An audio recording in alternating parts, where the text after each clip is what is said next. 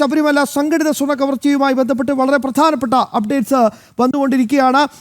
അന്വേഷണത്തിന് 1 മാസം കൂടി സമയം നീട്ടി നൽകിയിരിക്കുകയാണ് ഹൈക്കോടതി. എന്നാൽ ശബരിമല സംഘടിത സ്വർണ്ണ കവർച്ചാ കേസിൽ ഇഡിയുടെ അന്വേഷണത്തിന് തടസ്സമില്ലെന്ന ഹൈക്കോടതിയുടെ നിർണായകമായ നിരീക്ഷണം വന്നിരിക്കുകയാണ്. കേസുരേഖകൾ വേണമെന്ന ഇഡിയുടെ ആവശ്യം വീണ്ടും പരിഗണിക്കാൻ മജിസ്ട്രേറ്റ് കോടതിക്ക് കർശന നിർദ്ദേശം നൽകിയിരിക്കുന്നു ബഹുമാനപ്പെട്ട ഹൈക്കോടതി. ഒപ്പം പുതിയ അപേക്ഷ ഇഡി സമർപ്പിക്കണമെന്നും കൂടി പറയുന്നു. ഞങ്ങളുടെ ഹൈക്കോടതി റിപ്പോർട്ടർ രേഷ്മ തയ്യാറാണ്. അതിനു മുമ്പ് രേഷ്മയിലേക്ക് വരുന്നതിന് മുമ്പ് ഐസൻ, എത്രത്തോളം നിർണായകമാണ് ഇഡിയുടെ ഈ കടന്നുവരവ്? തീർച്ചയായും ശ്യാം, എൻഫോഴ്സ്മെന്റ് ഡയറക്ടറേറ്റ് അല്ലെങ്കിൽ ഇഡി എന്ന് പറയുന്ന പ്രസ്ഥാനം തന്നെ അല്ലെങ്കിൽ ആ സ്ഥാപനം തന്നെ അന്വേഷിക്കുന്നത് കള്ളപ്പണ ഇടപാടുകളും കള്ളപ്പണം വെളുപ്പിക്കൽ നടപടികളുമാണ്. സ്വാഭാവികമായും ഈ ഇടപാടുകളെല്ലാം തന്നെ നടന്നിട്ടുള്ളത് ഒറ്റവാക്കിൽ പറഞ്ഞാൽ അത്ര ലളിതമായി നിരീക്ഷിക്കുകയാണെങ്കിൽ ഒറ്റവാക്കിൽ ഈ സംവിധാനങ്ങളെല്ലാം തന്നെ ഈ കൊള്ളയെല്ലാം നടന്നത് തന്നെ കള്ളപ്പണ ഇടപാട് വഴിയാണ്. സ്വാഭാവികമായും ഇഡിയുടെ ജൂറിസ്ഡിക്ഷൻ അവിടെ വന്നു എന്നതാണ് യാഥാർത്ഥ്യം. നേരത്തെ തന്നെ പല നിയമവിദഗ്ധരും ഇക്കാര്യം വളരെ കൃത്യമായി ചൂണ്ടിക്കാട്ടുകയും ചെയ്തിരുന്നു. നമുക്കറിയാവുന്നതാണ് ഉണ്ണികൃഷ്ണൻ പോറ്റി ഇത്തരത്തിൽ ശേഖരിച്ച, നമുക്കറിയാവുന്നതാണ് പലതരത്തിലുള്ള ശാസ്ത്രീയ സംവിധാനങ്ങൾ വഴി, ആസിഡിംഗ് ഉൾപ്പെടെയുള്ള സംവിധാനങ്ങൾ വഴി ഈ പാളികളിൽ നിന്നും സ്വർണം ശേഖരിക്കുകയും അല്ലെങ്കിൽ തങ്കം തന്നെ ശേഖരിക്കുകയും ആ തങ്കം പല ജ്വല്ലറികളിൽ വിൽക്കുകയും ഒക്കെ ചെയ്തിരുന്നു. അത്തരത്തിൽ ജ്വല്ലറികളിൽ നിന്ന് വിറ്റെടുത്തുനിന്ന് ആഭരണങ്ങളാക്കി മാറ്റിയ സ്വർണം കണ്ടെടുക്കുകയൊക്കെ ചെയ്തിരുന്നു. അപ്പോൾ ഇതൊന്നും ബില്ല് ഉപയോഗിച്ചോ അല്ലെങ്കിൽ കൃത്യമായ GST അടച്ചോ ഒന്നുമല്ല ഈ ഇടപാടുകൾ നടത്തിയത് മുഴുവൻ കള്ളപ്പണ ഇടപാടുകളാണ്. ആ കള്ളപ്പണം ഏത് രീതിയിലുള്ള തുകയാണ്?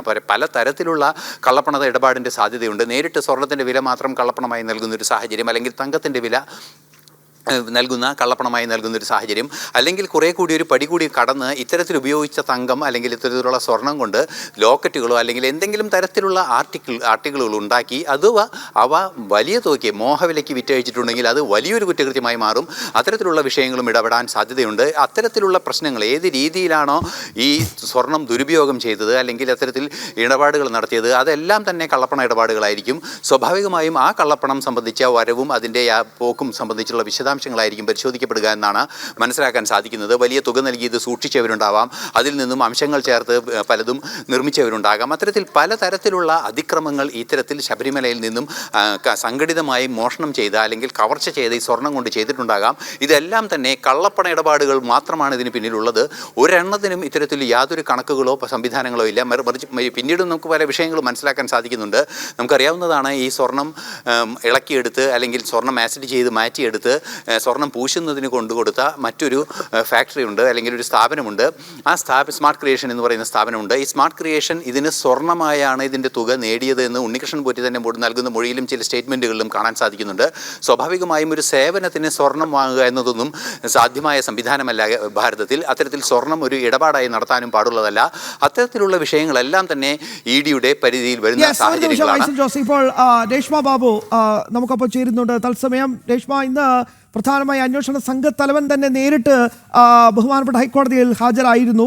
പ്രധാനമായി ഇന്ന് നടന്ന പ്രധാനപ്പെട്ട കാര്യങ്ങളൊപ്പം തന്നെ ഹൈക്കോടതിയുടെ നിർണായകമായ നിരീക്ഷണങ്ങൾ അതുകൂടി ഒന്ന് പ്രിയപ്പെട്ട പ്രേക്ഷകർക്ക് വേണ്ടി ഒന്നുകൂടി പറയാമോ? കേസുമായി ബന്ധപ്പെട്ടുള്ള സ്വമേധ എടുത്തിട്ടുള്ള ഹർജി ഹൈക്കോടതി ദേവസ്വം ബെഞ്ച് ഇന്ന് പരിഗണിച്ചിരുന്നു. അന്വേഷണ പുരോഗതി റിപ്പോർട്ട് ഹൈക്കോടതിയിൽ പ്രത്യേക അന്വേഷണ സംഘത്തിന്റെ തലവനായിട്ടുള്ള SP ശശിധരൻ നേരിട്ട് ഹാജരായാണ് സമർപ്പിച്ചത്. ആ റിപ്പോർട്ട് ഹൈക്കോടതി വിശദമായിട്ട് പരിശോധിക്കുകയും വിലയിരുത്തുകയും ചെയ്തു. അതോടൊപ്പം തന്നെ SP ശശിധരൻ ആവശ്യപ്പെട്ട ഒരു കാര്യം ഹൈക്കോടതി അംഗീകരിക്കുകയും ചെയ്തു. അതായത് ഈ സ്വർണ്ണക്കവർച്ചാ കേസിന്റെ അന്വേഷണത്തിന് വേണ്ടിയിട്ട് നേരത്തെ 6 ആഴ്ച സമയമാണ് ഹൈക്കോടതി അനുവദിച്ചിരുന്നത്. ആ കാലാവധി 1 മാസം കൂടി നീട്ടിക്കിട്ടണം എന്നുള്ളതായിരുന്നു ആ ആവശ്യം ഹൈക്കോടതി ദേവസ്വം ബെഞ്ച് ഇടക്കാല ഉത്തരവിലൂടെ അംഗീകരിക്കുകയും അനുമതി നൽകുകയും ചെയ്തു.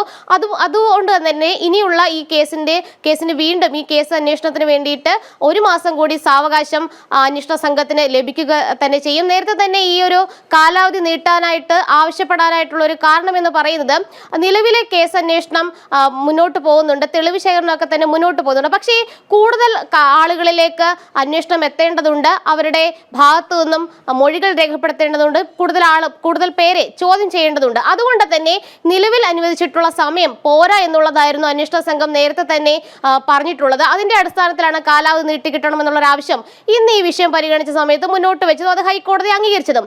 ഇന്ന് ഈ വിഷയം ഹൈക്കോടതി ഓപ്പൺ കോടതിയിൽ തന്നെയാണ് പരിഗണിച്ചതെങ്കിലും ഓഡിയോ മ്യൂട്ട് ചെയ്യുകയായിരുന്നു. എന്തായാലും ഇടക്കാല ഉത്തരവ് ഇറങ്ങുന്ന സമയത്ത് അതിന്റെ വിശദാംശങ്ങൾ ഏത് വിധത്തിലാണ് ഹൈക്കോടതി ഇന്ന് ഈ വിഷയം പരിഗണിച്ചെന്നുള്ള കാര്യത്തിൽ ഒരു വ്യക്തത കൂടുതലായിട്ട് വരും. എന്തായാലും മറ്റൊരു സുപ്രധാനമായിട്ടുള്ള ഒരു നടപടി കൂടി ഹൈക്കോടതിയുടെ ഭാഗത്തുനിന്നും ഉണ്ടായിട്ടുണ്ട്.